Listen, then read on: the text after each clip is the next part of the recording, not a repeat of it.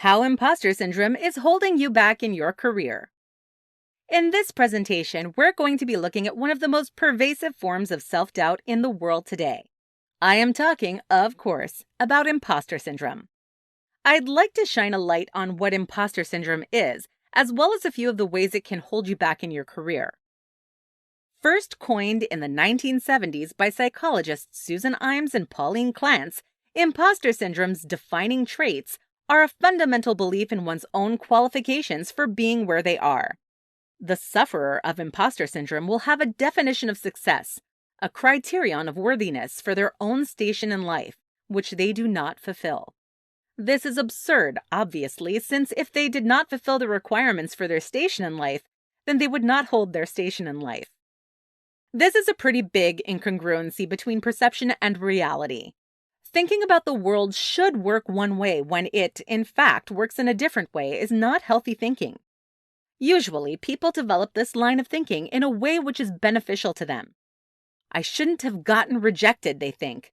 I am deserving of acceptance, and my rejection is evidence that the world is wrong.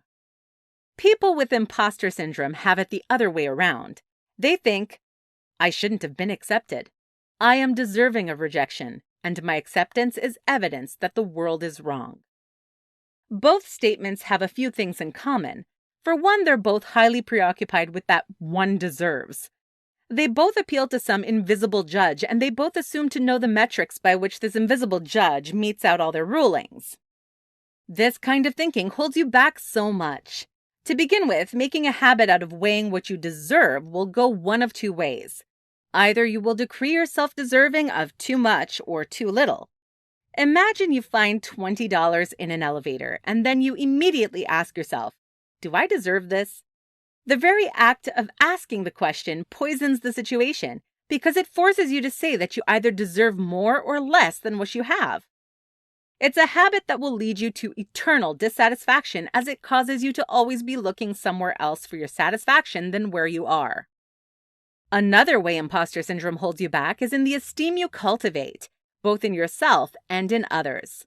One big symptom of imposter syndrome is vocal self-critique, wherein the sufferer gives themselves a hard time for making mistakes or missing opportunities.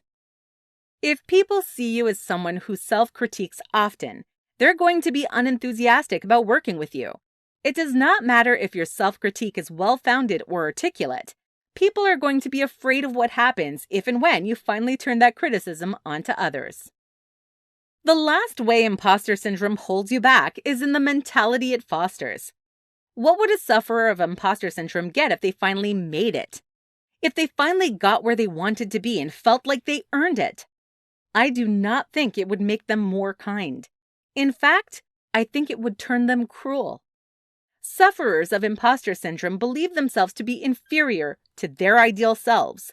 They allow themselves to be debased and punished by this ghost of Christmas future that they imagine as holding the final word on their self-worth. Would that image of superior be kinder if it actually existed? Or would it be crueler?